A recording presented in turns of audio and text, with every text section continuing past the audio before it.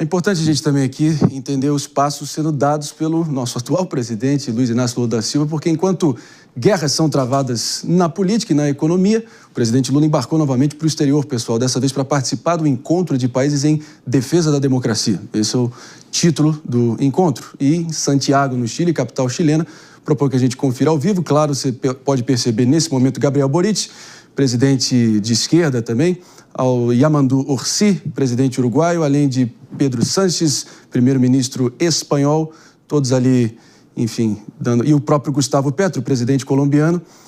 Eu diria que, com exceção do Yamandu Orsi, também um presidente ali no espectro da esquerda, é presidente uruguaio, que ainda está engatinhando aí os primeiros passos do governo dele. Todos os outros 4 ou sofrem protestos massivos, reprovações nas alturas, pedidos até de prisão, como no caso do primeiro-ministro espanhol.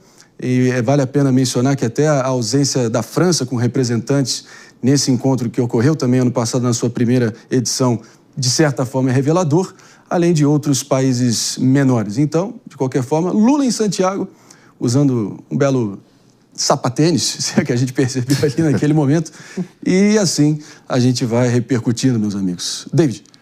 O meu receio é justamente quanto às falas promovidas desse encontro, porque a defesa pela democracia e o Lula, tem falado bastante sobre a questão de garantir a soberania do país, mas isso pode provocar também o Trump.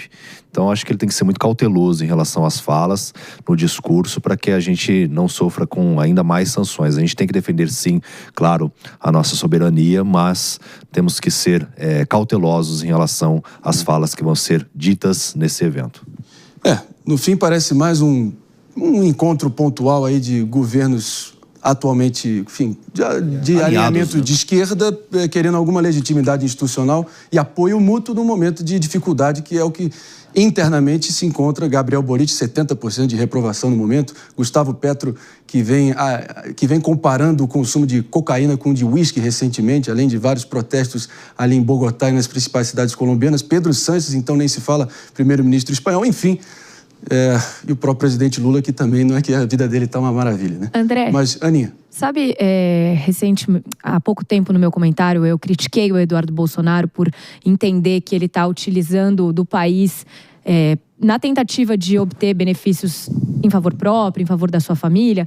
E a gente vê o presidente Lula com uma postura muito semelhante. Ao invés dele estar aqui no país, no meio desta crise absurda, tentando encontrar soluções para resolver essa crise diplomática da melhor forma, ele faz o quê? Ele se escora em aliados ideológicos do passado, praticamente fugindo da raia no momento que o Brasil mais precisa. Então a gente vê também o presidente Lula pensando nos seus próprios interesses, pensando na sua própria bolha, ao invés de estar aqui tentando resolver o problema do país. A crítica que eu faço para um é a mesma crítica que eu faço para outra. E, infelizmente, a gente não vê nenhum governante muito preocupado em mudar essa situação. Só vemos cada vez mais o quê? Distanciamento e aprofundamento dentro das suas próprias bolhas. Ou seja, o país como um todo fica em último plano.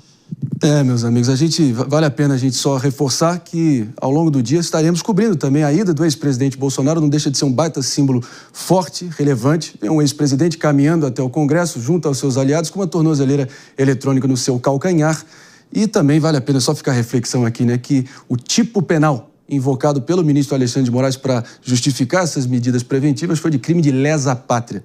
Acho que também tem uma carga simbólica bem relevante nesse sentido, ainda mais com um arcabouço jurídico, com todo tipo penal que poderia, de alguma forma, tentar coibir abusos e tal. Cuja lei foi editada durante o governo Bolsonaro, o que é mais curioso ainda. O que é uma cruel ironia do destino, talvez, para o ex-presidente. A gente segue adiante aqui, pessoal, indo adiante, porque aqui no nosso Brasil, durante uma entrevista para a Rádio CBN, o ministro da Fazenda, Fernando Haddad, afirmou que a pasta já prepara planos de contingência contra os efeitos do tarifaço e, pelo menos a nível retórico, dizendo que está disposto a negociar. Vamos conferir a fala dele.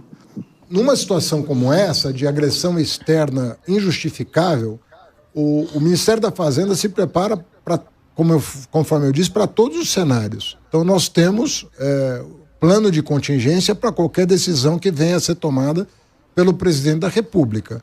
Mas eu insisto em dizer, o Brasil jamais saiu e jamais sairá da mesa de negociação porque não há compreensão da nossa parte de que essa situação perdure para benefício mútuo, tanto dos Estados Unidos quanto do Brasil. Pode ser que nós tenhamos que recorrer a instrumentos de apoio a setores que injustamente estão sendo afetados. E são setores que têm relações de décadas com os Estados Unidos.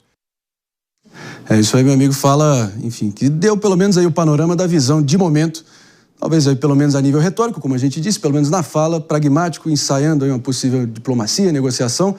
Agora, como diria o eterno Garrincha, tem que combinar com os russos, tem que ver se os americanos, nesse caso, estão dispostos a realmente formalizar esse canal diplomático.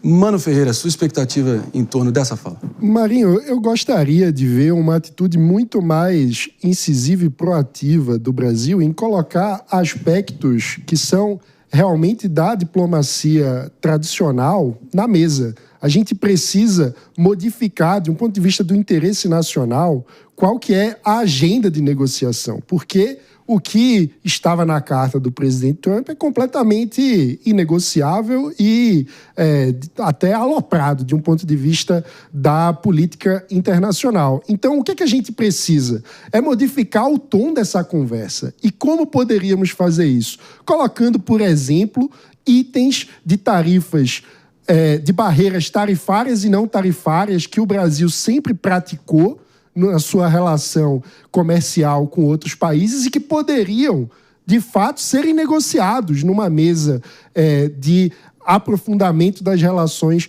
bilaterais do Brasil com os Estados Unidos. Além disso, poderíamos estar falando sobre um avanço efetivo e não apenas retórico e moroso, como temos assistido nas últimas décadas, numa agenda de outros acordos comerciais que seriam importantes, inclusive, para abrir mercados de forma efetiva, caso alguns produtos brasileiros não consigam continuar sendo vendidos para o mercado americano. Ou seja, está faltando muito proatividade e liderança do Brasil ao colocar quais são os seus interesses comerciais na agenda internacional. A gente não pode ficar simplesmente a reboque e usando um discurso de posição de vítima que, no fim das contas, tem como maior interesse o projeto eleitoral e não as necessidades do mercado brasileiro.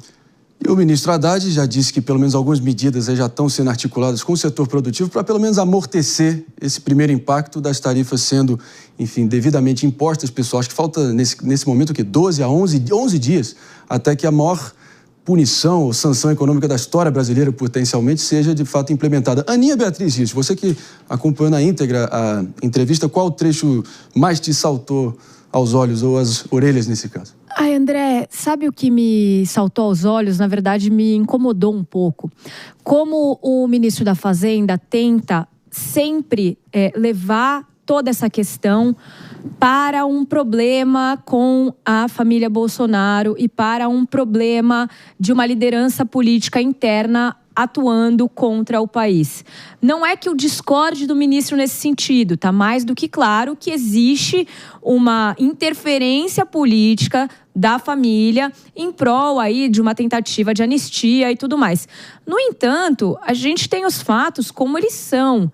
E o governo precisa lidar com isso. O governo não pode ficar querendo só trazer uma justificativa política e não apresentar soluções ou minimamente uma estratégia para conseguir lidar com essa situação. Porque, veja bem, isso está acontecendo. Ninguém vai conseguir mudar. Ninguém vai falar, queridos familiares Bolsonaro, agora deixem de fazer qualquer tipo de interferência porque então o tarifaço vai ser excluído. Não vai acontecer isso. O Brasil, o governo brasileiro, precisa agir com os fatos que ele tem hoje. E eu não vi isso na entrevista. Eu não vi nenhuma medida de forma objetiva que foi mencionada pelo ministro para tentar fazer essa situação minimamente melhorar para o povo brasileiro. O tarifaço de Trump é um golpe duríssimo, é um soco no estômago da nossa economia? O próprio ministro Haddad reconheceu que era de se aguardar, que já era algo que eles já estavam projetando, ou pelo menos vendo ali no horizonte. Então, enfim, a gente espera que... E para mim, eu já estou convencido disso, Gesualdo, quero ver se você concorda, que a grande característica de todos os grandes líderes que se consagraram na história sempre foi a capacidade de antevisão, ou de pelo menos tentar apagar incêndios antes que eles de fato se consumam, né? Não é o que a gente está vendo aqui, mas um round de promessas sem cumprimento e de metas sem resultados vindo do ministro Haddad, né? Você tem toda a razão, e quando a gente fala de antivisão, eu me lembro muito do Churchill. Ele anteviu todos os problemas que o nazismo traria, ele foi um dos primeiros a fazer o enfrentamento e um dos mais eficientes enfrentamentos. Talvez não fosse a visão do Churchill, quer no pré-guerra, quer durante a guerra, a história teria sido contada de forma diferente. Mas, Aninha, concordo com você no que disse sobre o depoimento do nosso ministro da Fazenda. Entretanto, quero destacar um ponto que talvez seja o ponto positivo desse discurso. Mais comedido, menos ufanista, menos politicado, né? menos afoito, o que o seu chefe, o que o presidente não tem feito. Geralmente o Lula tem trazido para um capital político esse tipo de questão, aumentando a fervura da discussão, o que não é bom para ninguém em termos de diplomacia. Portanto, se houve sim, né, falhas pontuais nesse discurso, sobretudo do enfrentamento, eu acho que o tom trazido é um tom mais acessível. É que acho que o ministro Fernando Haddad, ele tem um tom mais moderado em geral. Ele não é uma pessoa que você vê perder muito a compostura. Mas, mais ou menos, já perdeu perto dos demais aí... Pergunta pra ele não gostou muito não. Tudo bem que a gente pode estar nivelando por baixo, mas perto dos demais... Ele sempre foi chamado de o mais tucano dos petistas. Exato. Eu considero ele moderado. Agora, eu não vi com muita moderação, porque ele expressamente falou, eu estava escutando, ele menciona, nós precisamos focar no fato de que tem uma força política interna agindo contra os interesses do país. Achei isso bem ousado. Sim, mas não é um enfrentamento com o Trump, como, por exemplo, o Lula faz, né? O Lula sempre diz que a soberania é nossa, não abrimos mão disso. Nesse sentido tá bom. Não houve disso na fala do Haddad. Não, mas sabe o que mais me preocupa diante de tudo isso? É a falta de uma construção de que a gente vai fazer tal coisa. Exato. Esse aqui é o plano. Tá na mesa, a gente vai ajudar dessa forma aqui e essas são as medidas. Mas é uma solução, né? Exatamente. Então fica debatendo bravadas, mas assim, não traz nada efetivo. Parece que o governo só se convence que bastam adjetivos para negociar com os americanos, né? Justo, cooperativo, realmente diplomático. Mas cadê o plano? Cadê o plano? Cadê o plano? A verdade é essa. O resto é só conversa para enganar ou vender um sonho de uma noite de verão para os exportadores brasileiros que estão aqui, enfim, super tensos. Mas ainda há tempo, como eu costumo dizer, ainda há tempo, meros 11 dias, mas que sejam bem aproveitados esses 11 dias. É o que a gente aguarda.